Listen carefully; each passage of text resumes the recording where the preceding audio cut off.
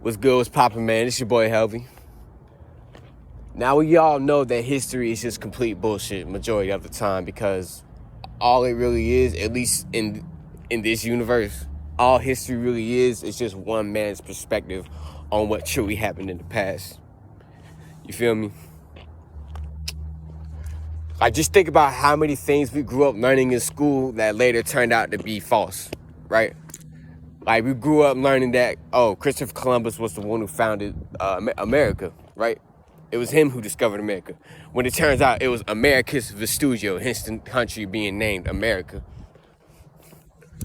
It's just like little shit like that we grow up learning that turns out to be false, you know? And they also forget to leave out the fact that Christopher Columbus was a complete dick.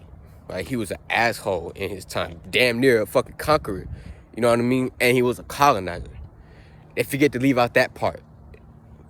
And you could actually put mass murder in there, because how did they start to colonize? What were one of the tactics that they would use to colonize a group of people, a group of indigenous people? Disease. Right? So you could call him a mass murderer. You know what I'm saying? And then what else do we learn growing up in school that later on turns out to be false?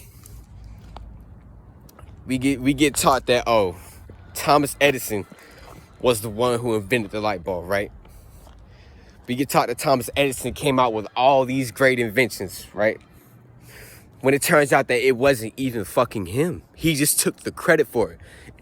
This man literally had like groups of men who would build things up for him, who would build shit for him. Like, almost like an artist having ghostwriters. That's what Thomas Edison was with inventions, right? But we get taught in school that this man invented a whole bunch of shit, right? And on top of that, he took a lot of Nikola Tesla's ideas. Nikola Tesla still to this day does not give the credit he's deserved because of niggas like Thomas Edison. So it's crazy, man. So look at it like this. If we already have a number of things that we grew up learning in school that later on turns out to be false, imagine what there is that we've already learned and have embedded, well, certain people have embedded in their minds that is false, but it just hasn't been debunked yet publicly. You know, just imagine. I think about 100%, if not 100, I think like 90, at least 90% of the shit we learned in school is false. 90%, probably 100, but I'm gonna just be polite and want to believe that there's probably some truth. Maybe just a little hint, even if it's just 10%, right? So I'm gonna play this clip by Dr. Ray Hagins, man. Like I said before in my videos, I really need y'all to go look this man up and watch his lectures. He's taught me a lot of what I've been dropping down to y'all. This is very informative, man. You know, so I encourage y'all to research him. Without further ado, though, man, here go the clip.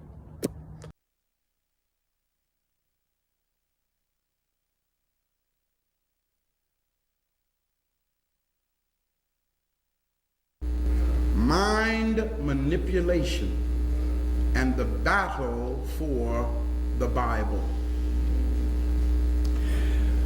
When it comes to the science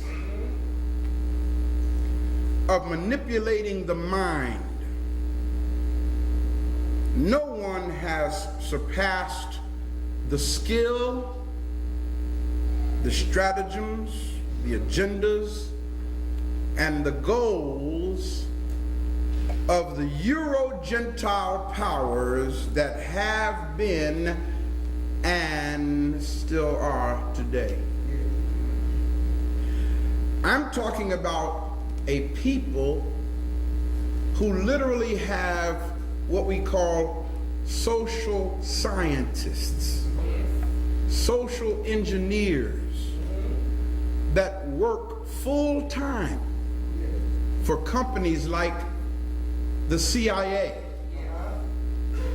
National Security Agency, the NSA, and various other government entities, and their entire job responsibility is to sit back and develop strategies and implement programs in society to manipulate the minds of the masses.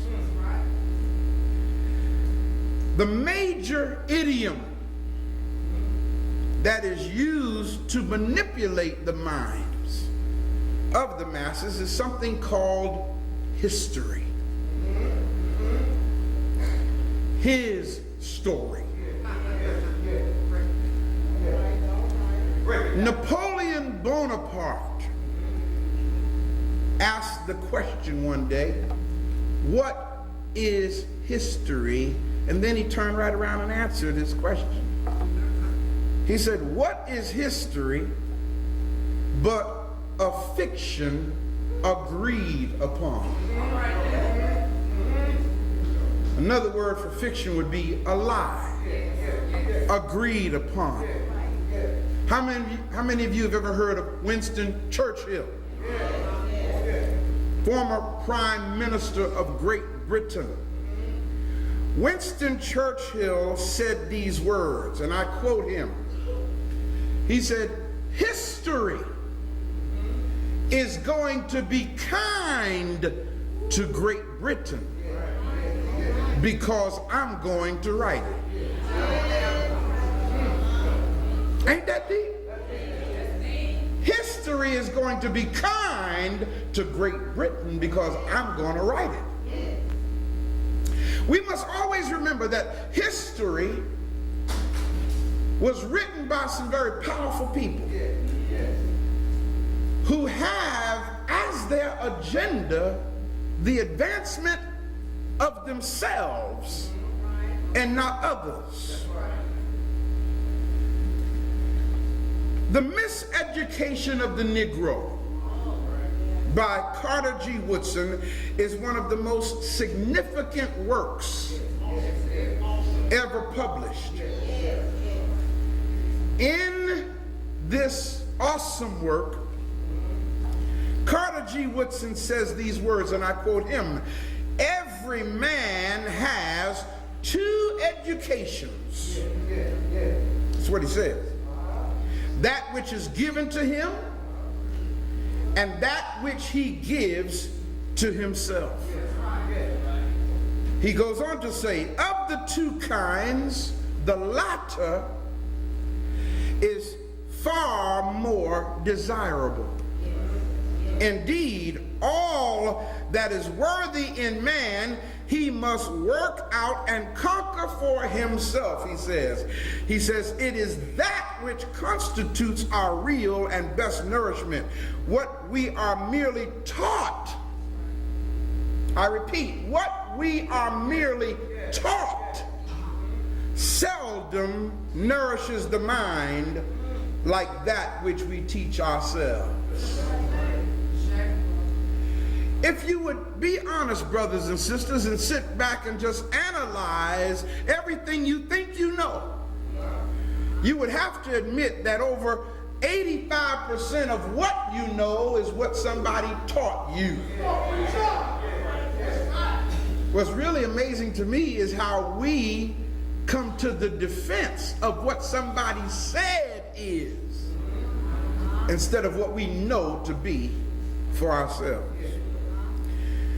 We live in a world where we are constantly bombarded with information. Oh yeah.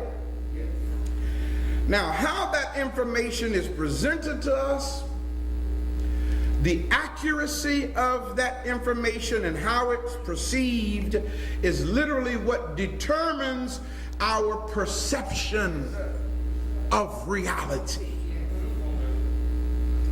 Therefore, we must learn to develop what I refer to as critical thinking skills. Look at the person next to you and say, learn how to think. Adolf Hitler once said these words, what luck for leaders that people don't think. Ain't that deep? What luck for leaders that people don't think.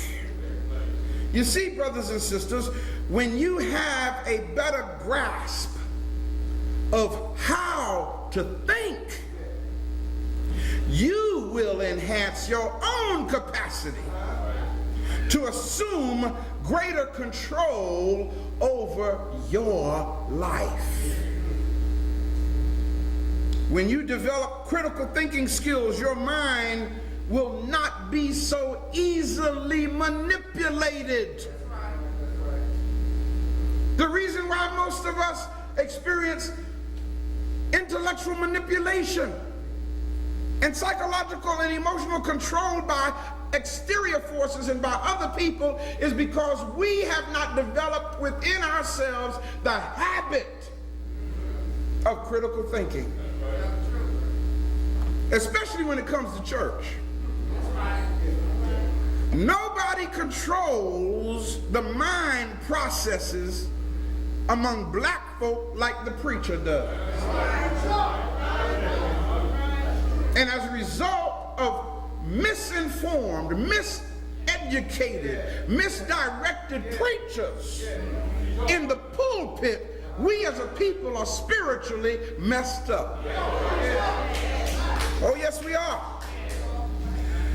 When you get to the place where you don't take all information literally, you will know how to read between the lines for deeper understanding and to evaluate whatever information is presented to you. Look at the person next to you and say, don't ever stop using your intellectual vigilance. God gave you a mind. Never, ever let your mind be at ease when it comes to what your ears are hearing.